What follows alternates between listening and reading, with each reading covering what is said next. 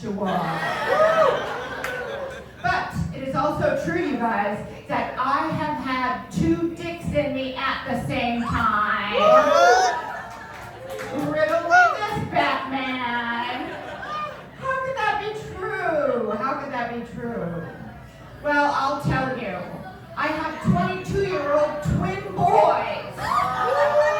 Those dicks were in me for 9 months. I don't recommend it. 0 stars. You guys, I am also an immigrant, okay? I was born in Japan. I am half Japanese and the other half is German and Swedish. I am Asian, but sadly, I am just white enough to be aging poorly. So, not a lot I can do about that at this point. But, you know, as an immigrant, as a lesbian, I am a little nervous about the new management in town. I've been doing a lot of stress eating, you guys. It turns out, I hate to say it, but Donald Trump was absolutely right. I have been eating all of the dogs and all of the cats. You guys, I had an everything beagle for breakfast. It was delicious. I'm gonna have a catty mouth for lunch, let me tell you. So you guys, you know, you've seen the other comics up here today. Many comics have a dream of becoming an actor. You know, they want to be on a TV or series or something like that. This is a fantasy I never allow myself to indulge in, and I'm going to tell you why, okay? I don't think there's a lot of casting directors out there going, bring me the next Asian Roseanne Barr. You know what I mean? Like, nobody's looking for a lesbian DEI Roseanne Barr at this point in time. My husband never takes me anywhere, ever. I'm a domestic goddess. You guys, Roseanne Barr scares the shit out of me. Here is a woman who created, like, objectively one of the most successful television shows ever, okay? And was a great stand-up too, by the way. And a few years later, what is she doing? She is in Austin, Texas with Joe Rogan staring at the sun looking for Jewish space lasers. You know what I mean? I just think, could that happen to me? I don't know. I hope you guys will also indulge me. I'm going to give you a little bit of information about what it's like to be a comic. This is what we call inside baseball comedian talk, okay? Occasionally, I will get approached by, let's say, a paler comic, you know, one a little less melanin than I have, a round eye, if you will. And that round eye will come up to me and he will say, Mary, I have written an Asian joke, and I want to run it by you to see if it's okay. My response to this individual will be entirely determined by how I feel about him. Because if he's an asshole, or he's just looking for my permission to be racist, this is what I will say. Oh my God, that is the best joke! We love it! We love it!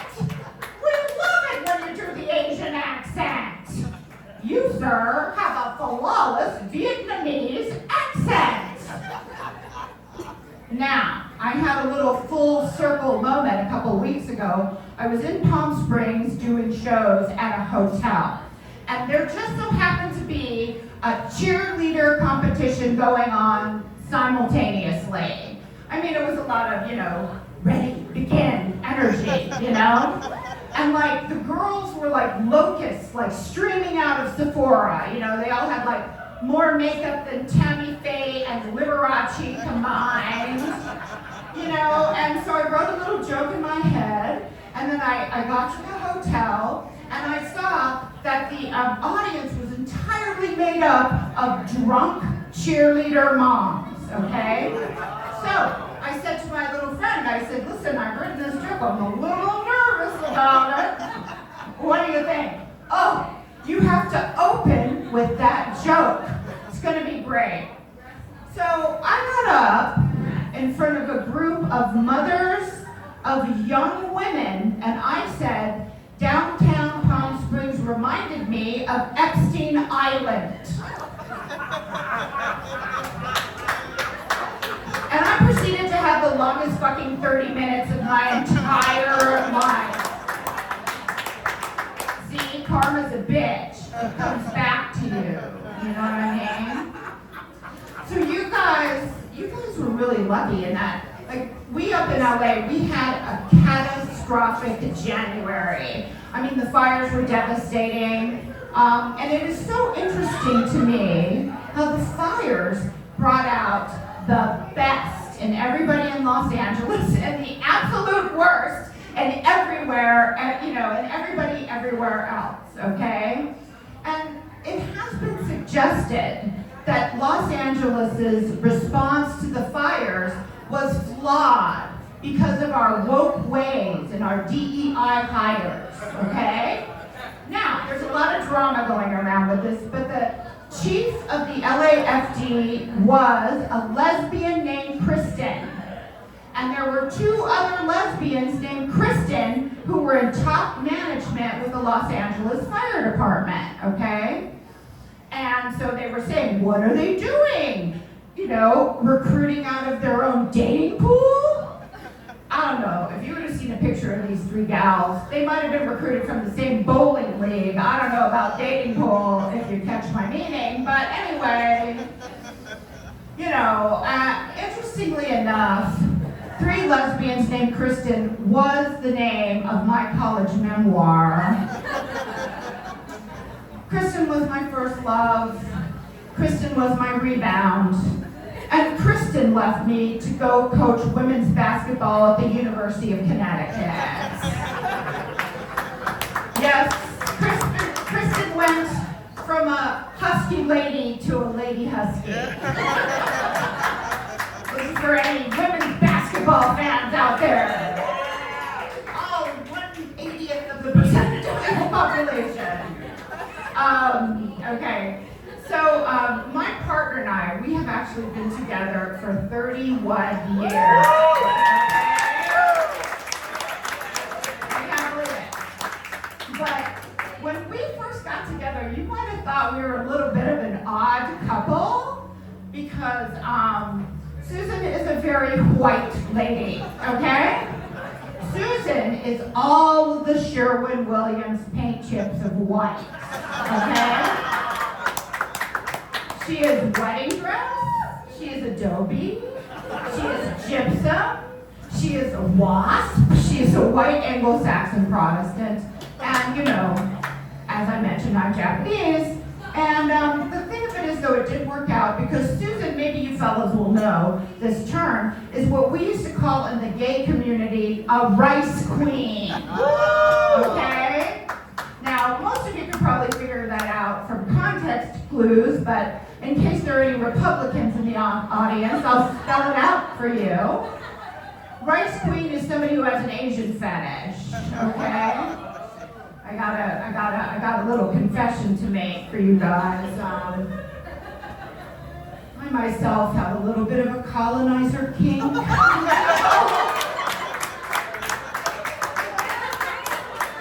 it did work out.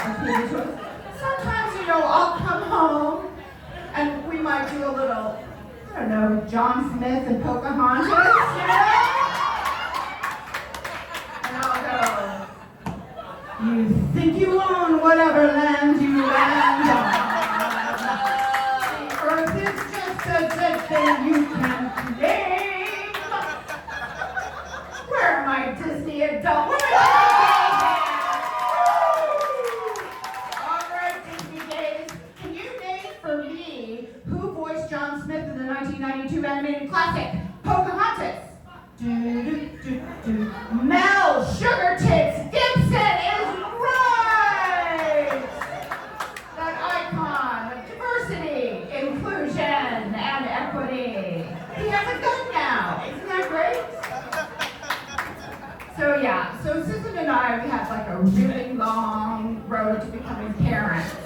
We went through 5 rounds of IVF, okay? And it was a lot. And the time that it worked, we only transferred 3 embryos, and the doctor pulled me aside and he said, one of the embryos was the very best embryo I ever made. You want to talk about a fucking expensive egg? Okay? Like, this is like, you know, Whole Food shit, right? And the other 2 were, as the young people like to say, mid, okay? So, we threw those up there, we hoped for the best, we went back for an ultrasound, and it was at that point we were well and truly screwed. Because every single one of those embryos implanted, and 2 split. Who is good at algebra? Not me. Mary was pregnant with the basketball team. Now, the truth of the matter is, I would not have survived delivering quintuplets, and if any of those babies had made it, I probably would have left 1 or 2 in a hot car at some point. I'm not very good at math, right? Is that the line? Okay, so because I live in California, I had access to tremendous reproductive health care. Unlike a third of our sisters around the country today, I would like to point out. And I had a procedure called a selective reduction, which is just a very precise abortion. They do it with an amnio needle. Because of the timing, they just so happened to do it on Halloween, okay? So they strapped me to this table that rotated 360 degrees. I was the Dyke of Frankenstein at point. You know, but it worked. I had 2 healthy babies. My sons, you know, are very healthy today. But, you know, you guys, it did leave me with an intrusive thought. Do you guys know what an intrusive thought is? Like a thought you just can't get out of your mind decade after decade. And the thought is, I don't know if the doctor left the best 2 in there. If you were to see my knuckle draggers, you might agree. Those assholes aren't even gay, for Christ's sake. I took them to all the brunches. It didn't work. I don't know. How are you guys? Recently, we just had daylight savings time. You know, I don't know if you've adjusted to that already. Susan and I were tremendously upset when we heard that the Trump administration is considering eliminating daylight savings time. Yeah, because after 31 years, that is our lovemaking schedule. Twice a year, no matter what. She swings forward, I fall back. It works. It works for the 2 of us, you know. And occasionally I will get approached by a younger lesbian, and they will say, "What is your secret? How do you stay together for 31 years?" And first thing that usually comes to mind is apathy, but you know, it's not super encouraging. So I would say gratitude, okay? It is very important that you have gratitude for your partner and their characteristics and the things that they do for you. And this is something we used to just drum into the heads of our kids, you know? It's like, it doesn't matter if you do not enjoy the meal, you will show gratitude for the person who prepared it, okay? I'll give you an example. Susan loves to make Brussels sprouts. I don't like them because they smell like farts, you know? Actually, that's not entirely true. I mean, I will eat a Brussels sprout if you deep fry it. I'd probably eat a dick if you deep fry it. I don't know. All right, well, maybe I'll just tell you a little bit about my boys, since we're out here. I had my boys 30 seconds apart in Santa Monica, California, okay? And I've got 2 sons. One is up at UC Santa Barbara, okay? And one is at Cal Poly Pomona. So the one up in Santa Barbara, he is living his best life. He is living in a frat on Isla Vista. As a lesbian, this did not make me happy. I was like, wouldn't you like to go canvass for Planned Parenthood? And he was like, fuck no, Mom. And like, you know. Anyway, if you were to see his Instagram, you might think he was a double major, pussy and cannabis studies. Makes a mom proud, what can I say? Now, I got this other kid, he's out of Cal Poly Pomona. He is in honors college. He's the former editor of the undergraduate Journal of Political Science. He has a giant jar of change in his room, like an 80-year-old man. That kid is a dork, okay? So I had a himbo and I had a dork, okay?